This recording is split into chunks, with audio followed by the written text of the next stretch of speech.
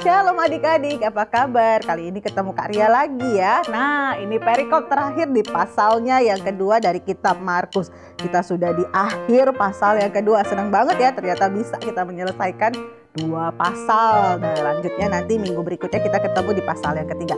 Yuk, kita mau sama-sama baca, tapi sebelumnya lipet tangannya, tutup matanya, kita berdoa dulu.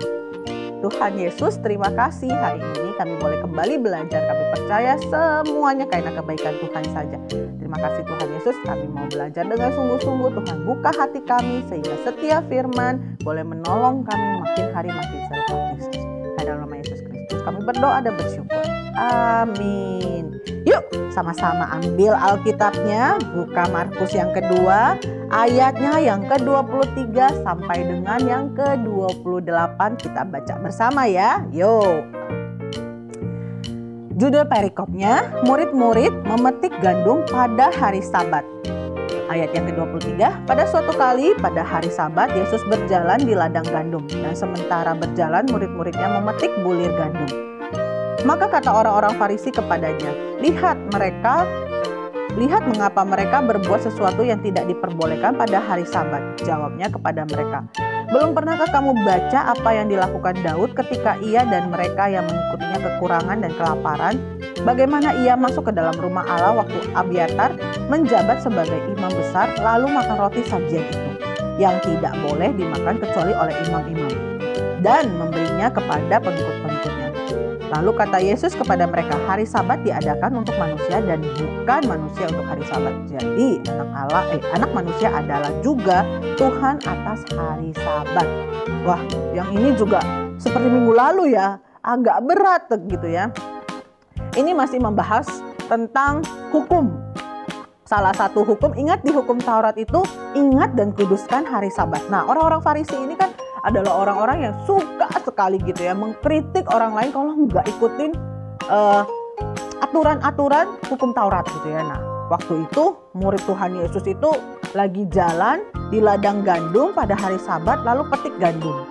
Mereka mau makan gitu ya, petik gandumnya dan itu melakukan aktivitas. Jadi kalau orang Yahudi itu berpikir bahwa ingat dan kuduskan hari Sabat, prakteknya adalah mereka tidak boleh melakukan apapun kegiatan yang membuat mereka jadi capek atau melakukan aktivitas yang membuat mereka berkeringat atau membuat untuk menyenangkan diri sendiri. Jadi hari Sabat itu ya dipakai untuk benar-benar mengandalkan Tuhan, benar-benar hidup untuk memuji dan memuliakan Tuhan saja. Jadi menyerahkan satu hari itu untuk Tuhan.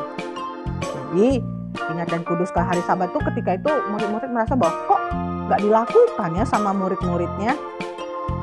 Lalu mereka pun bilang sama Tuhan Yesus, kenapa kok tidak melakukannya? Tapi jawab Yesus, belum pernahkah kamu baca? Jadi di dalam kitab sebelumnya cerita tentang Daud itu bahwa pada saat Daud berperang ada momen di mana mereka kelaparan begitu ya, dan yang tersisa ketika dalam masa pelarian mereka itu adalah mereka masuk ke rumah ibadat dan di situ cuma ada roti persembahan yang biasanya hanya boleh dimakan imam.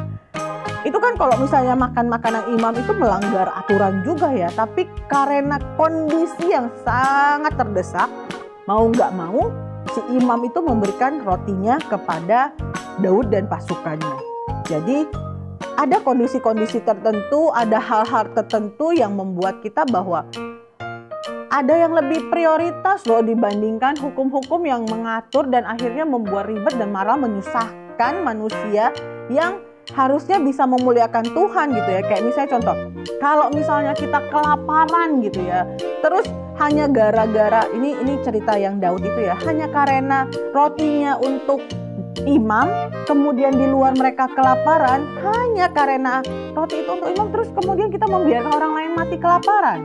Kan sedih banget, imamnya aja kenyang, tapi yang di luaran sana kelaparan. Itu sedih banget gitu ya, jangan sampai itu terjadi. Ini juga terjadi. Masa si murid-muridnya lapar hanya gara-gara aturan bahwa ingat dan kuduskan hari Sabat, kemudian nggak boleh makan. Jadinya memuliakan Tuhannya pun nggak fokus gitu ya. Tapi itu bukan berarti membenarkan kalau kita itu boleh melakukan apa saja di hari dimana kita harusnya menyembah Tuhan gitu ya. Makanya perlu persiapan. Kalau memang sangat terpaksa sekali, baru Makanya Tuhan bilang semuanya itu dilakukan pakai kasih. Bukan pakai karena aturan, tapi karena hukum kasih. Karena aku mengasihimu, meskipun aturan melarang, saya akan lakukan karena saya mengasihimu. Jadi ini juga Tuhan mengajarkan kepada kita bahwa jangan melakukan segala sesuatu karena kamu nggak ngerti, karena aturan saja, kayak hal berpuasa yang minggu lalu, karena aturannya harus berpuasa, kemudian kamu berpuasa tanpa kamu mengerti kenapa. Hari Sabat juga begitu, Tuhan bikin itu supaya manusia itu istirahat loh, jangan kerja mulu sampai nggak ada waktu buat Tuhan. Jadi Tuhan bikin hari Sabat supaya manusia punya waktu bersama Tuhan setelah sekian lama dia sibuk. Senin sampai Sabtu dia kerja terus gitu ya, sampai nggak ada waktu buat Tuhan. Nah, Tuhan siapkan satu hari di dalam hidupnya untuk menyembah Tuhan. Nah, buat kita bukan berarti kita nggak mau melakukannya ya. Ingat dan kuduskan hari Sabat itu penting untuk kita lakukan. Jadi selalu ada momen di mana kita menyerahkan waktu kita untuk Tuhan, fokus hanya untuk Tuhan, gak keganggu sama yang lain. Tapi bukan berarti mengikuti karena ya udah kebiasaan aja, ya udah karena aturan saja, ya udah karena tradisi saja. Kita mau belajar mengerti kenapa kita mau melakukan ini. Ketika Tuhan turunkan tentang hari Sabat, itu poinnya adalah supaya ayo manusia-manusia ciptaanku yang kukasihi, berikan waktumu fokus hanya untuk saya. Jangan terlalu capek bekerja. Fokus untuk Tuhan. Nah, di dalam kehidupan kita pun perlu begitu ya adik-adik. Jangan sibuk main, belajar supaya pintar, supaya menyenangkan hati Tuhan lewat belajar. Kemudian jadi lupa kalau ada waktu di mana kamu harus belajar firman, dengerin firman, baca firman, berdoa, memuji, menyembah Tuhan. Oke? Jadi poin tentang murid-murid memetik gandum di hari Sabat ini adalah belajar untuk yuk punya waktu buat Tuhan, mengerti kenapa kita perlu punya waktu buat Tuhan. Jangan sampai karena aturan saja. Karena hari Minggu harus ke gereja, makanya saya ke gereja. No, saya ke gereja karena saya rindu bisa memuji Tuhan bersama teman-teman. Saya belajar firman Tuhan karena saya rindu mengenal Tuhan saya seperti apa. Saya belajar dan berdoa tentang kepada Tuhan karena saya mau belajar mengandalkan Tuhan. Bukan karena semua orang melakukannya, disuruh sama mama, disuruh sama kakak sekolah minggu, bukan. Tapi karena kita rindu mengenal Tuhan kita. Kita rindu bicara sama Bapa kita yang di sorga. Kita rindu untuk bisa mencari tahu apa yang menjadi kerinduan Tuhan dalam hidup kita. Oke? Nah, sampai di sini firman-Nya. Kita belajar satu hal lagi yang luar biasa dari firman hari ini. Jangan melakukan sesuatu karena aturan, tapi lakukan karena kamu mengerti bahwa itu untuk menyenangkan hati Tuhan, untuk memuliakan nama Tuhan. Jangan juga sampai kita lupa untuk selalu punya waktu dekat-dekat sama Tuhan. Menyediakan waktu khusus buat Tuhan. Bukan memisahkan ya, tapi menyisihkan. Bukan sisa, tapi memang ada waktu khusus buat Tuhan. Oke, yuk kita sama-sama lipat tangan kita mau berdoa biar Tuhan yang membuat kita mengerti apa yang kita pelajari hari ini. Dan ketika kita sudah paham, kita lakukan dalam kehidupan kita. Lipat tangannya, tutup matanya.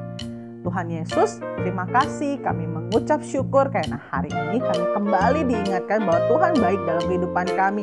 Kami diberi waktu khusus untuk boleh memuji, menyembahkan Tuhan. Tuhan ingatkan kami untuk selalu menyiapkan waktu kami untuk Tuhan. Karena kami ngerti kami butuh Tuhan, karena kami mengerti bahwa Tuhan rindu untuk berbicara dengan kami juga. Tuhan mau kami mengerti apa yang menjadi kehendak Tuhan dalam hidup kami. Bukan karena disuruh, bukan karena aturan, tapi kami mau Tuhan semuanya karena kerinduan kami, pengertian yang Tuhan taruh di dalam hati kami. Dalam nama Tuhan Yesus, kami bukan cuma mendengar, tapi kami akan lakukan dalam kehidupan kami. Haleluya, amin. Nah, firman-Nya sudah kita pelajari, babnya juga pasal yang kedua sudah selesai. Kita siap untuk masuk pasal yang ketiga. Sampai ketemu di minggu berikutnya. Tuhan Yesus memberkati. Dah.